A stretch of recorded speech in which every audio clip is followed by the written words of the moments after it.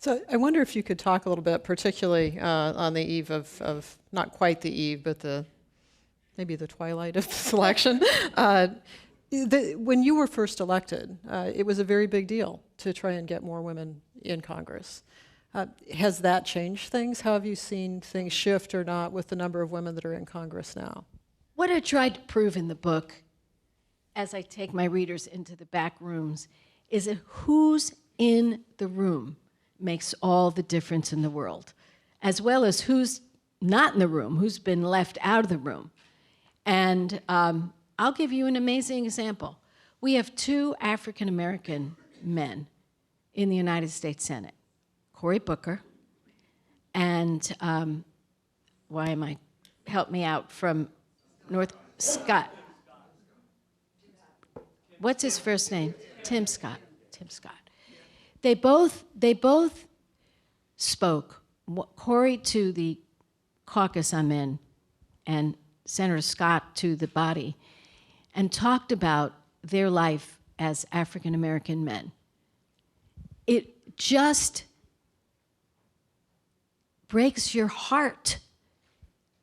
A Rhodes Scholar, a US Senator, stopped, even now, even wearing their Senate pin. One officer in DC said to Senator Scott, he said, "Who are you?" He says, he goes like this, he shows his pin.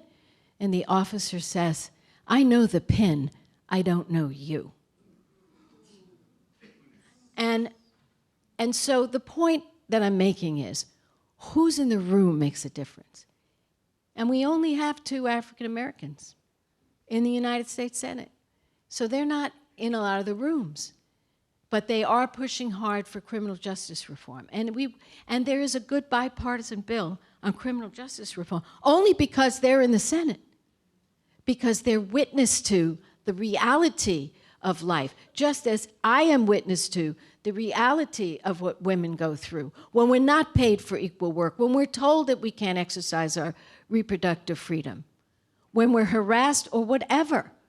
If you're not in the room, it's not a representative government. So I think the fact that we now have 20 women out of 100, and that is progress, but it is not enough. We need 50. That would be the right thing. But the fact that there are 20 of us, and are we making a difference? I would say to you, absolutely we are. And I would also say to you, it just so happens, and it's almost a surprise, that if you look at the women in the Senate and what we've accomplished, we tend to be the ones that can forge the agreements. And I mean, I could go into a chapter and verse, but if you look at the progress in some of the things the last few years, you know, whether it's budget negotiation, whether it's, agriculture, whether it's, the highway bill that I was able to do, the water resources bill. But you can look across, and Diane, with some of her intelligence, some of her legislation, it just seems to be that we are pretty good at that. And I mean, I would argue in general, and believe me, this isn't true of all women, especially like not the one who can see Russia from her house. But the point I'm